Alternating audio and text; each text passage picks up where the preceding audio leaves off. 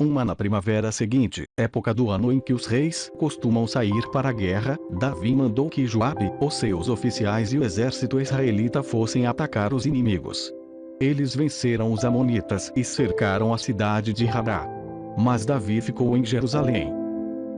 Uma tarde Davi se levantou, depois de ter dormido um pouco, e foi passear no terraço do palácio. Dali viu uma mulher muito bonita tomando banho. Aí ele mandou que descobrissem quem era aquela mulher e soube que era Batseba, filha de Eliã e esposa de Urias, o heteu. Então Davi mandou que alguns mensageiros fossem buscá-la. Eles a trouxeram, e Davi teve relações com ela. Batseba tinha justamente terminado seu ritual mensal de purificação. Ela voltou para casa. Depois descobriu que estava grávida e mandou um recado a Davi contando isso. Davi mandou então esta mensagem a Joabe: mande que Urias, o heteu, venha falar comigo. E Joabe obedeceu. Quando Urias chegou, Davi perguntou a ele se Joabe e as tropas estavam bem e como estava indo a guerra. Depois disse a Urias: vá para casa e descanse um pouco. Urias saiu, e Davi mandou levar um presente à casa dele. Mas Urias não foi para casa. Em vez disso, dormiu no portão do palácio, junto com os guardas do rei. Quando Davi soube que Urias não tinha ido para casa, perguntou-lhe: você acaba de voltar depois de ter ficado fora muito tempo. Por que não foi para casa?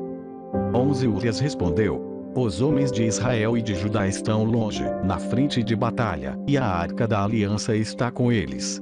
O meu comandante Joabe e os seus oficiais estão acampados ao ar livre. Como poderia eu ir para casa, comer, beber e dormir com a minha mulher? Juro por tudo que é sagrado, que nunca poderia fazer isso. Então Davi disse: fique aqui o resto do dia. Amanhã eu o mandarei de volta. E Urias ficou em Jerusalém naquele dia e no dia seguinte. Davi convidou-o para jantar e fez com que ele ficasse bêbado. Mesmo assim, Urias não foi para casa naquela noite. Em vez disso, dormiu no seu cobertor, no quarto da guarda do palácio. Na manhã seguinte, Davi escreveu uma carta a Joabe e mandou por Urias. Davi escreveu o seguinte: ponha Urias na linha de frente, onde a luta é mais pesada. Depois se retire e deixe que ele seja morto. Por isso, enquanto estava cercando a cidade, Joabe mandou Urias para um lugar onde sabia que o inimigo estava mais forte.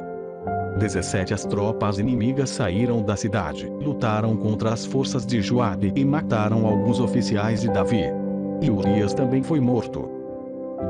Então Joabe mandou a Davi notícias da batalha. Ele disse ao mensageiro o seguinte: depois que você contar ao rei tudo sobre a batalha, ele ficar zangado e perguntar: por que vocês chegaram tão perto da cidade para lutar com eles? Não viram que eles poderiam atirar flechas do alto da muralha? Vocês não lembram como Abimeleque, filho de Jerubezete, foi morto? Foi na cidade de Tebes, onde uma mulher atirou de cima da muralha uma pedra de moinho e o matou. Então por que vocês chegaram tão perto da muralha? Se o rei perguntar isso, responda: Urias, seu oficial, também foi morto. Então o mensageiro foi e disse a Davi o que Joabe tinha mandado. O mensageiro disse assim: os inimigos eram mais fortes do que nós e saíram para fora da cidade para lutar em campo aberto. Mas nós os forçamos a voltar para o portão da cidade. Então eles atiraram flechas do alto da muralha contra nós, e alguns dos seus oficiais foram mortos. E o seu oficial Urias também morreu. Davi respondeu ao mensageiro: anime Joabe e diga-lhe que não fique preocupado, pois numa batalha nunca se sabe quem vai morrer. Diga-lhe que ataque com mais força, até conquistar a cidade. Batseba soube que o marido tinha morrido e chorou por ele.